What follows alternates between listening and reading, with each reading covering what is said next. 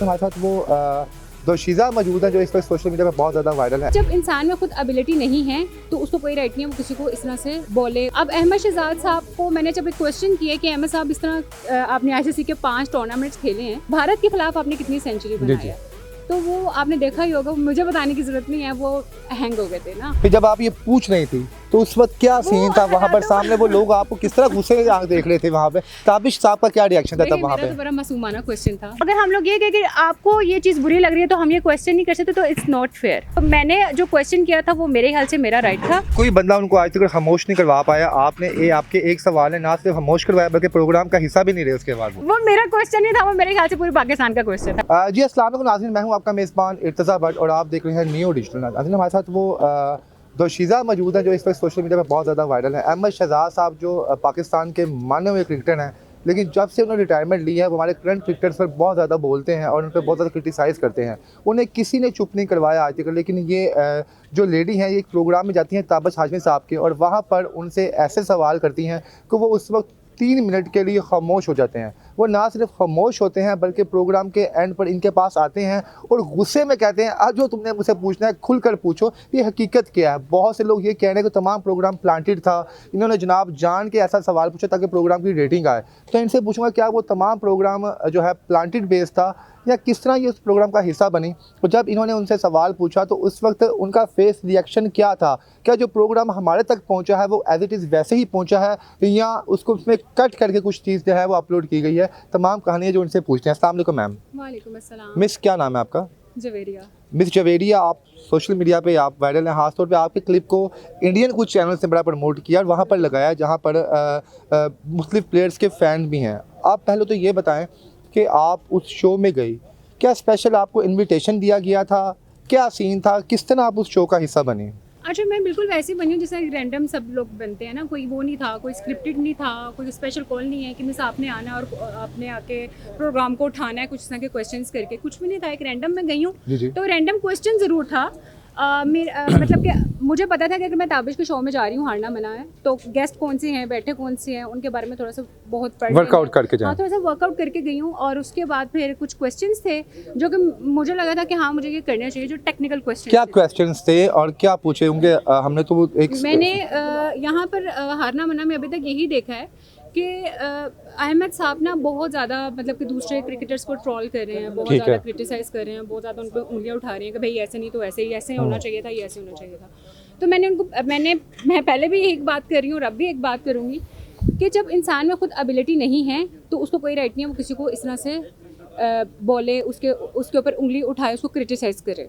अब अहमद शहजाद साहब को मैंने जब एक क्वेश्चन किया कि अहमद साहब इस तरह आपने आईसीसी के 5 टूर्नामेंट्स खेले हैं, भारत के खिलाफ आपने कितनी सेंचुरी बनाई है, तो वो आपने देखा ही होगा, मुझे बताने की ज़रूरत नहीं है, वो हैंग हो गए थे ना, खामोश हो गए थे। अच्छा, आपने बाकायदा पूरी रिसर्च की थी कि जो है अहमद शहजाद साहब इनकी किस मुल्क के खिलाफ कितनी सेंचुरियां हैं और इंडिया के खिलाफ या बाकी कंट्रीज के खिलाफ? मैंने ज़रूर देखा था कुछ क्वेश्चंस, जैसे कि इनकी पोस्ट में मूवमेंट कुछ रैंडम आप देखिए कमेंट्स भी आ रहे होते हैं, लोग पूछते हैं कि आपने क्या किया, अपने कारकर्दगी बताएं। वही जिसमें से मुझे लगा कि हाँ मुझे ये पूछना बनता है, तो मैंने ज़रूर पूछा। अच्छा, ताबिश हाशमी साहब, उनके अक्सर जब आप ऐसे प्रोग्राम का हिस्सा बनते हैं तो आपको पहले से इंस्ट्रक्ट किया जाता है कि हमारा ये गेस्ट है, आप इससे इस आउट ऑफ वे जाकर कोई क्वेश्चन नहीं पूछ सकती। तो उस वक्त जो प्रोग्राम को मैनेज कर रहा था उसने आपको कहा नहीं कि मिस आपने कोई सवाल नहीं पूछना, या बाकी ऑडियंस को कहो जी हमारा ये गेस्ट है, आप इनसे ये सवाल नहीं पूछ सकती कोई?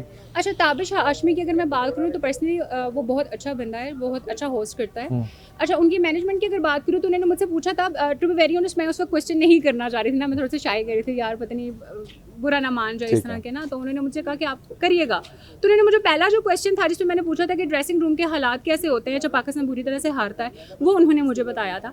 लेकिन जो सेकंड वाला क्वेश्चन मैंने उनको कहा था कि मैंने पूछना है, नहीं मैंने उन्हें कहा था कि मैंने पूछना है, बट उन्होंने मुझे मना कर दिया था कि आपने क्वेश्चन नहीं पूछना। किसने मना किया था आपको? ये ताबिश ने? नहीं, उनकी टीम ने? उनकी टीम के। क्या आपने सवाल नहीं पूछा? फिर जब आप ये पूछ रही थी तो उस वक्त क्या सीन था वहाँ पर, सामने वो लोग आपको किस तरह गुस्से से आंख देख रहे थे वहाँ पे? ताबिश साहब का क्या रिएक्शन था तब वहाँ पे? तो बड़ा मासूमाना क्वेश्चन था, मैंने बड़े मासूमाना तरीके से उनसे क्वेश्चन किया था और लाइव शो था चूँकि, तो शायद इसी वजह से वो लाइव में चला गया। रिकॉर्डेड होता तो शायद कट भी हो जाता, मुझे डांट भी पड़ जाती, लेकिन लाइव शो था और मैंने आपने देखा होगा पहले क्वेश्चन के फ़ौरन साथ मैंने दूसरा क्वेश्चन उनसे पूछ लिया था। तो अब मुझे नहीं पता था कि किस नौयत का मैंने क्वेश्चन पूछ लिया जो इस तरह से वायरल हो गया। और बहुत से अच्छा मुझे ये भी ट्रोल किया जा रहा है बाबर आजम के, हाँ ये बिल्कुल आर्मी में से है। अहमद शहजाद साहब ज्यादातर ट्रोलिंग जो है बाबर आजम पर ही करते नजर आते हैं हमें। हाँ। तो लोगों ने ये भी कहा कि शायद आप बाबर आजम की सपोर्टर हैं या आप उन्हें पसंद करती हैं, कोई वजह जिस वजह से आपने अहमद शहजाद से सवाल पूछा। तो क्या कोई ऐसी भी कोई वजह थी मिस? नहीं, ऐसी कोई वजह नहीं थी। देखिए मैं पहले भी कह रही हूँ कि मैंने अपनी वीडियो में भी कहा था कि भाई जब मुझे ट्रोल बहुत ज़्यादा किया जा रहा था तो मैंने यही बात कहा था कि क्रिकेटर्स जो उनसे हैं वो जब पाकिस्तान को रिप्रेजेंट करते हैं ना कहीं जगह जाके, तो वो ओबियसली राइट भी रखते हैं, हमारा इतना राइट है उनसे कि क्वेश्चन पूछ सकें हम लोग। हाँ, अगर हम लोग ये कहें कि आपको ये चीज़ बुरी लग रही है तो हम ये क्वेश्चन नहीं कर सकते, तो इट्स नॉट फेयर। ठीक है, तो मैंने जो क्वेश्चन किया था वो मेरे ख्याल से मेरा राइट था।